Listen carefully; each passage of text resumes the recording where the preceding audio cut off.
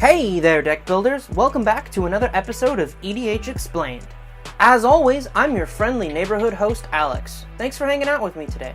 An incredibly fun alternative to the Commander format that continues to fly under the radar is Pauper Commander. Today, we'll be taking a look at this highly underrated variant of the Commander format. I'll be covering the basic rules you need to know, the key differences between Pauper and traditional Commander, some handy examples of decks that are used within the format, and a basic assessment of whether or not Pauper EDH is right for you and your playgroup. There are a lot of Commander players out there who want to play interactive, upbeat games of Magic with their friends, but don't want to spend an arm and a leg to do it. Fortunately for those players, a Pauper EDH deck can be built for a low price tag of anywhere from $15 to $30. That's assuming, of course, that you're purchasing every single card that you're putting in your deck and you don't already own some of those cards. Pauper EDH decks also encourage innovation and creativity. You can decide to build your Pauper deck in whatever way you see fit. You can dedicate time researching and studying cards and building a more optimized deck, or you can pull a bunch of cards that you've never played with before, sleeve them up, and have a deck ready to go. Pauper Commander can also help bring balance to an imbalanced meta.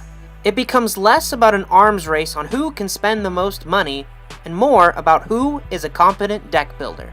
If you have a meta that's grown stale playing with the same decks repeatedly, and you're looking for an interesting challenge, Pauper Commander is the place to go. Now let's take a look at the basic rules of Pauper Commander.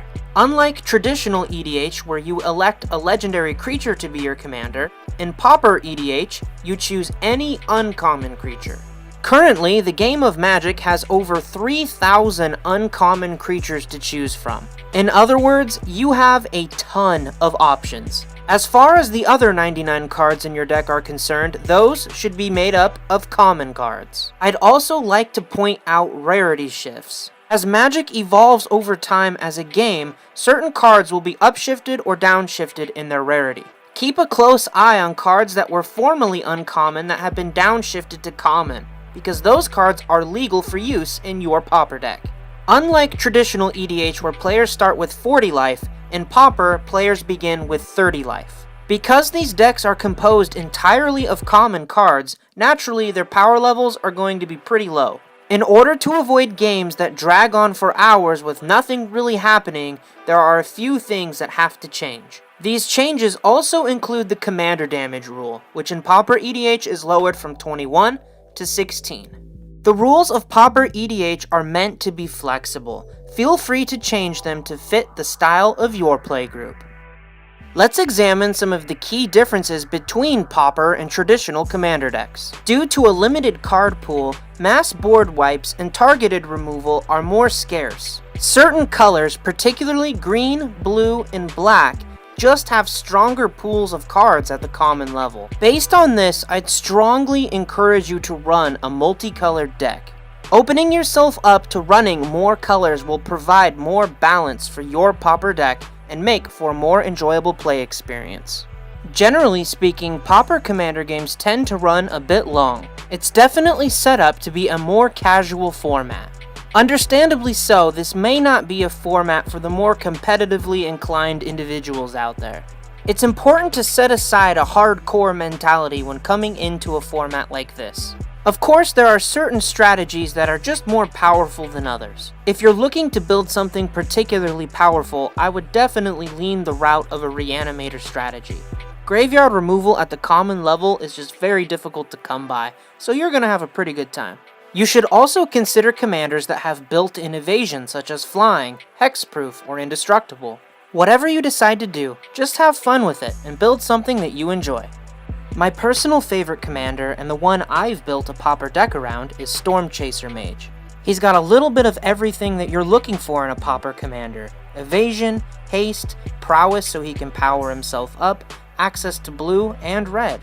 Other popular choices include Cascade-friendly creatures like Shardless Agent and Bloodbraid Elf. Cascade is a very powerful ability. Never underestimate having access to free spells. And if you plan on abusing your graveyard, there's no better creature for it than Psychotog. With games that tend to run long and limited graveyard hate in the format, you can potentially stockpile a nice set of cards in your graveyard, then use them to power them up and one-shot kill opponents.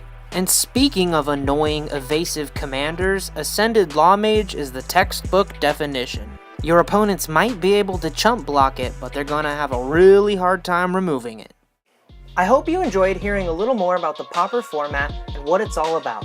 I know it might not necessarily be a format for everybody out there, but I do think it's something that everybody should at least be aware of. I've posted some helpful links in the description that can give you a more in-depth look about what Pauper EDH is all about, and I highly suggest that you check those out. And of course, I'd like to say thank you to each and every one of you.